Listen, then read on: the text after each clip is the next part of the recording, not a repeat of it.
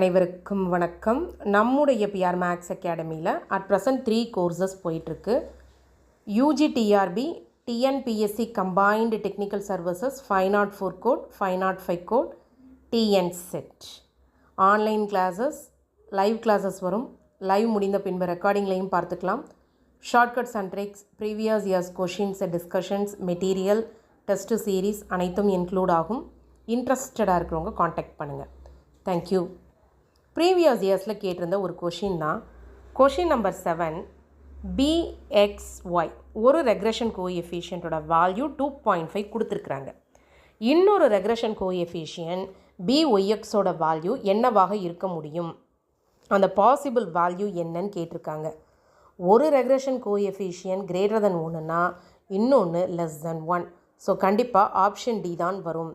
இந்த ரெக்ரெஷன் கோஎஃபிஷியன்ட்ஸை வச்சு வேறு என்ன ரிசல்ட் இருக்குன்னா, correlation coefficient R is equal to plus or minus root of BXY into BYX.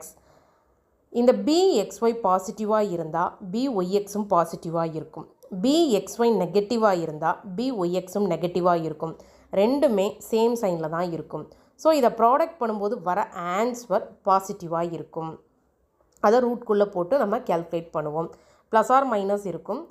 Correlation கோஎஃபிஷியன்ட்டோட value எப்போ பாசிட்டிவாக இருக்கும்னா, ரெண்டு ரெக்ரெஷன் கோஎஃபிஷியன்ட்ஸும் பாசிட்டிவாக இருந்தால் கார்லேஷன் கோஎஃபிஷியன்ட்டோட வேல்யூ பாசிட்டிவ். ரெண்டுமே நெகட்டிவாக இருந்தால் கார்லேஷன் கோஎஃபிஷியன்ட்டோட வேல்யூ நெகட்டிவாக இருக்கும். ஸோ ஒரு கொஷின் ப்ரீவியஸ் இயர் கொஷினில் நீங்கள் டிஸ்கஸ் பண்ணும்போது அது ரிலேட்டடாக இருக்க சில இன்ஃபர்மேஷன்ஸையும் படிச்சுக்கோங்க.